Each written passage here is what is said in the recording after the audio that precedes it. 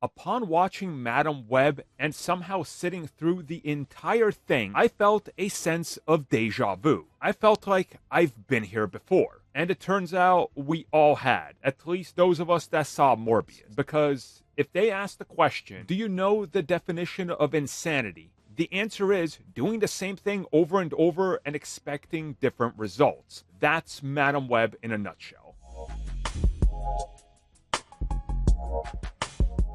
So this review will not contain spoilers. I will just talk about the film in general, not spoil anything, and touch upon some of the plot elements. My fully unleashed, oh my god, what did I just watch, initial reaction, unfiltered for all of you, is coming out to the members. But let's talk about Madam Web. So, I gave them the benefit of a doubt, because if you guys remember, when this film started production, it was very weird how they were almost teasing that Spider-Woman in this could also be the very same one that could end up being a, I guess, collaborative production by Marvel Studios and Sony, and that film was apparently the one that Olivia Wilde was set to direct, but nothing's happened. They've teased a Spider-Woman film spinning out of this, starring one of the Spider-Women, specifically Sydney Sweeney's version of the character, which I don't think is going to happen after this film.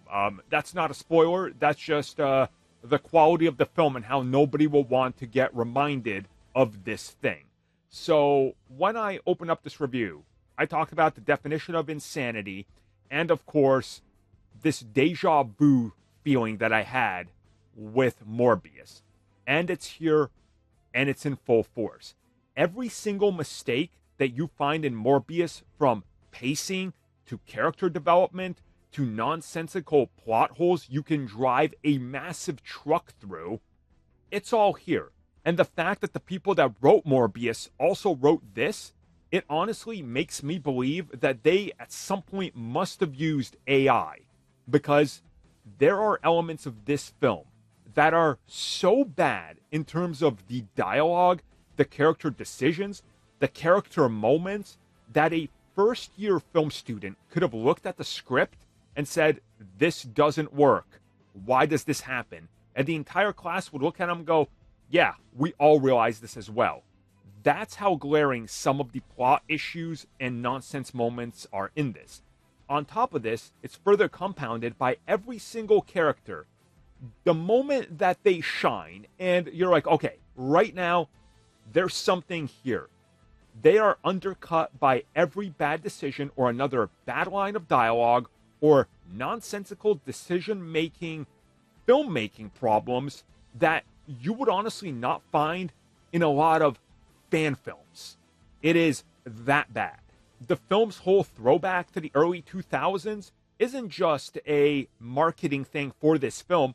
I feel like that this film comes straight out of the bad batch of first-generation comic book films that spawned after X-Men 1 and the first Spider-Man.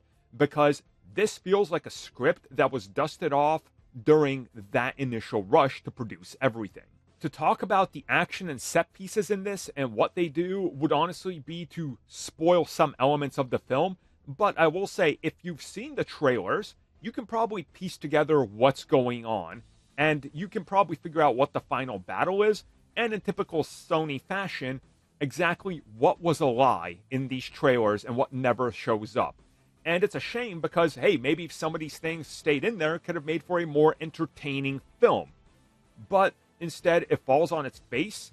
Most of the dialogue is so boring that I felt like that one of those parody films on those websites might actually be able to top this. And you know how they were saying the web connects them all? That's funny, because this film connects the four main heroes in the film to something that forms a coherent plot. And I don't even want to get into the supporting characters and what they do with them and some of the decision making in regards to those plot elements. Again, spoilers when I get to my spoiler-filled review. I will probably drop that tomorrow at some point. This film managed to pretty much fail every character in it, including everything that they might have had going for it had they tried to connect it to the bigger world and actually cared about it. I am blown away with the fact that Sony can keep doing this and keeps getting away with it, and the fact that they're going to keep doing it just to hang on to the Spider-Man license. Do not go see this film, please.